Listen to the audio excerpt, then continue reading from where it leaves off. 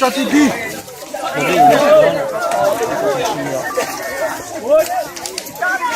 Theo chí ô. Về đây bây giờ cho mình nhỏ dâu. Cho.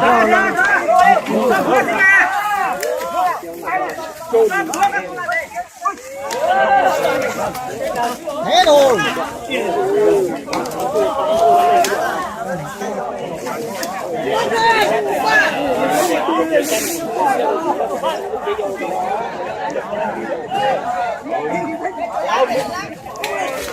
Đúng. Đi khâu ơi.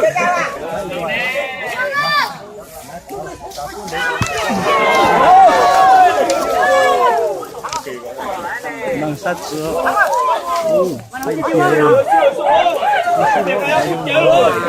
Anh tí bóc bẹ gái rồi mất cùi rồi chạy rất lớn rồi chạy không chạy đâu đau à cút quả chim rồi chạy tóc giấy rồi cái kia kê cái nhanh nhỉ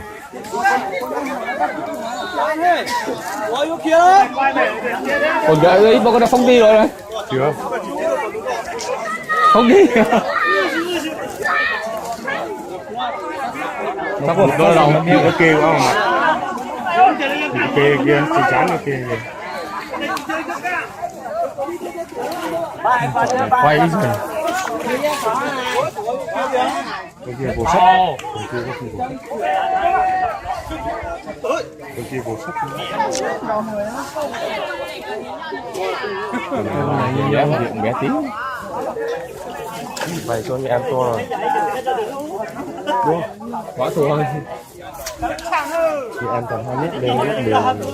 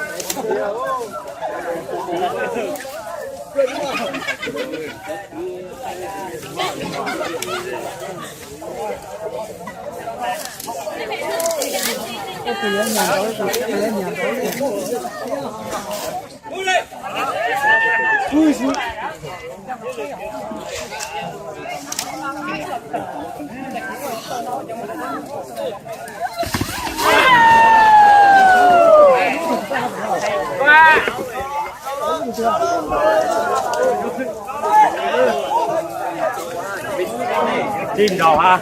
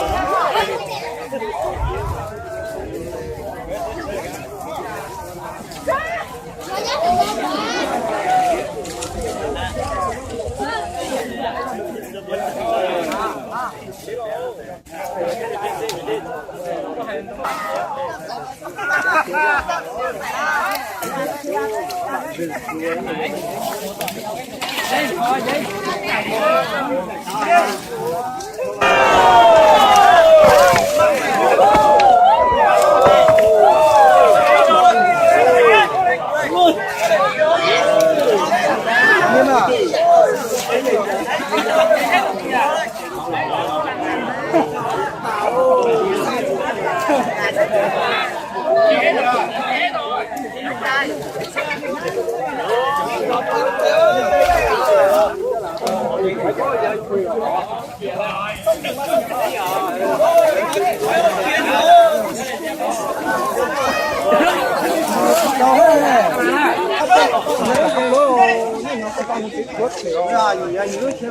叫轮车，叫轮车。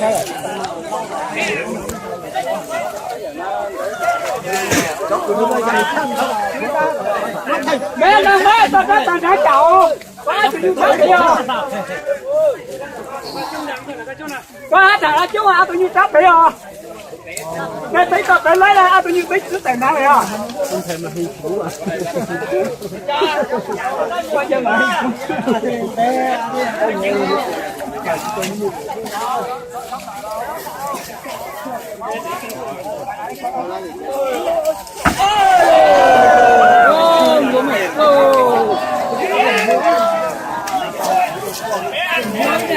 tôi biết tôi biết nhiều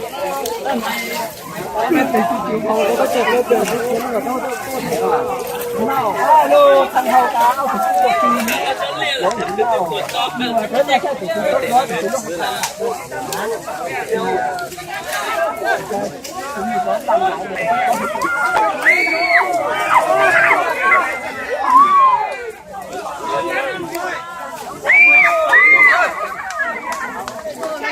ôi ôi kia đây qua chừng nước kia rồi